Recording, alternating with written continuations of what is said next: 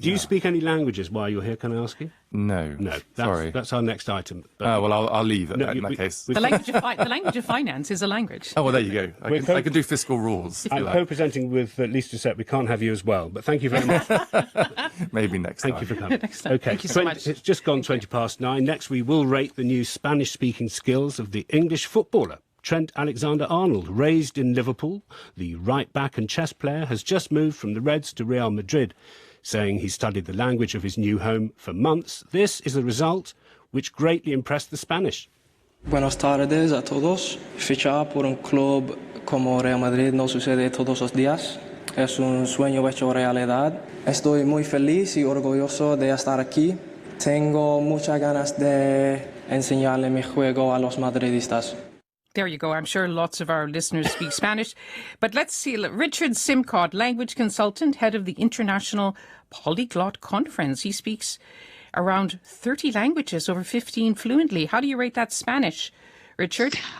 I thought it was pretty good. I mean, he really represented one of my hometowns of Liverpool very, very well. And I think his original Scouse dialect would have helped him with Spanish because he's got the ch down there. So 30 languages. That's just a quick fire tip. I have to say that it seems to me that one of the latest is that you're supposed to imagine every word as a picture, which means a lot of pictures going around your head. What would be your top tip? My top tips, I mean, basically knowing what you want to say, what you want to be able to put across is really important because we can start on this journey of learning languages and just sort of learn random things that make no sense and have no real meaning for us individually. But if we know what we want to say, we're talking about ourselves, talking about things we like, dislike, things that we enjoy eating, things that we're allergic to. These things are really concrete items that we can start to learn and give us structure to our learning. And if we practice them every day, we're going to get there. And then you're telling me to follow my passions, really. I mean, it can be quite good to fall in love with someone, can't it? That's another way to learn the language. If you fall in love with someone whose language isn't your own, you might very well find you learn it. Well, here I am married almost 20 years to my Macedonian wife. And you're not going to tell me that you learnt Macedonian? I absolutely did. And that is our home language, and we've never spoken English. Just for listeners in Wales who speak Welsh and may think we're talking about the English language, have you tried to crack Welsh, and has that helped you with English? Dwi'n dod o Gymru'n wreiddiol, felly dwi'n siarad Cymraeg yn iawn, dwi'n meddwl. So I come from Wales originally, and I speak Welsh okay, I think. Well, what did you just say? Just because I don't. That's exactly what I said. I come from Wales originally. Right. I hope you're not playing that trick on me of the road sign that gives the out of office instead of directions.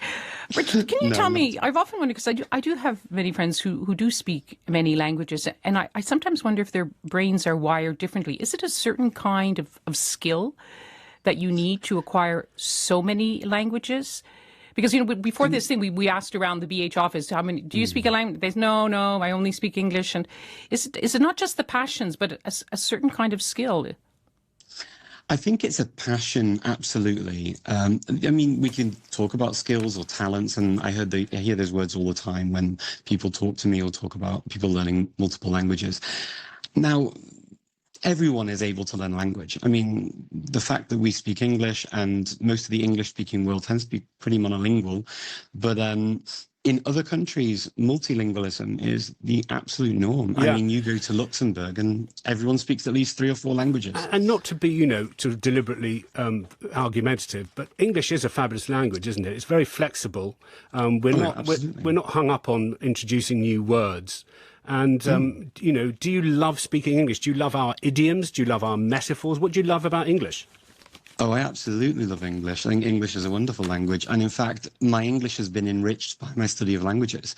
So, French and the German that I've learnt, particularly you see them, we have these words that we've just, as you say, wholesale adopted into our language, like Schadenfreude, or, we'll say, tete-a-tete, or you'll say these things that are from a language that's related because of our histories, because of our cultures, and how they've intertwined and intermingled over the centuries. Can you give me some idioms from other languages just before we leave you? Because I think that could be quite fun for a Sunday. Lise will be able to translate them. How about one from Spanish? Because we heard in Spanish how our wonderful footballer was speaking. So in Spanish, they have this lovely thing that they say, which is "Más vale una vez rojo que ciento amarillo," which means it's better to be red once than yellow 100 times. And what it means is it's better to make a mistake and just learn from it than to doubt and sort of hang fire and hold back and to never, ever try.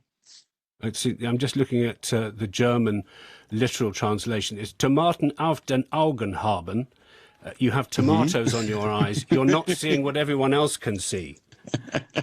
Exactly. Yes. And there are some beautiful ways to express these things in other languages, absolutely. And tips for listeners? I hear you say follow the passions. That's obviously what this is the main story about, really, when we heard there from Trent Alexander-Arnold. But what would be a good tip to start? It's planning what you're going to do and thinking about what you want to learn and why. So if you're going to learn a language because you're going on holiday, well, there's no point learning things like, the owl is green. It makes no sense. It's better to go and think, okay, well, what do I want to eat? What's going to be on the menu? What kind of things are there? How do I say, I would like this? I would like that? How do I ask for the bill? How do I start with things that are really practical? Talking about yourself is something that's very common. So, where are you from? Are you with your family? It's talking about the ages of your children, if you're with children. Things like that, what it's like back home. It rains at home. I like it here because it's sunny. Okay. These kinds of lovely things. Richard, thank you. And I'm so glad to have got the word polyglot out once in my career. Thank you very much. Please come back. Richard Simcott, polyglot.